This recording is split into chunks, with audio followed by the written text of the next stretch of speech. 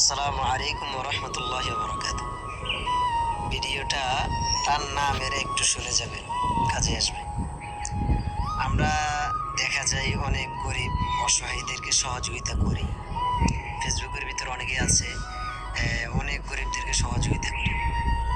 আমি আপনাদেরকে একটা পরামর্শ দিব, তা হচ্ছে কখনো মনে মনে এই চিন্তা করবেন না, আরে আমি এই কাজটা করলে মানুষে দেখবে, মানুষ আমাকে বড় বলবে, এই চিন্তা করবেন না।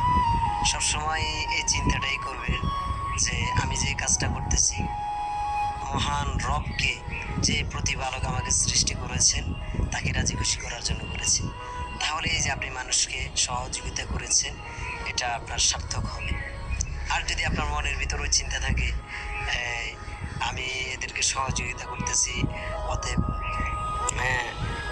মানুষে দেখে বলবে লোকটা অনেক বড় মনের মানুষ, ওই সেই, এরকম কিছুর জন্য যদি করে থাকেন, আমি আপনাদেরকে বলবো করে কোনো লাভ হবে না, কোনো স্বভাব হবে না। আপনি যদিও করলেন কিন্তু কোনো স্বভাব হবে না। এই জন্য এই কথাটা সবসময় মাথায় রাখবেন যে কোনো একটা ভালো কাজ করলে মহান রবকে, যে পরবর্তীকার আমাদেরকে সৃষ্টি করেছেন, তাকে রাজি খুশি করার জন্য চেষ্টা করবো ইনশাআল্লাহ।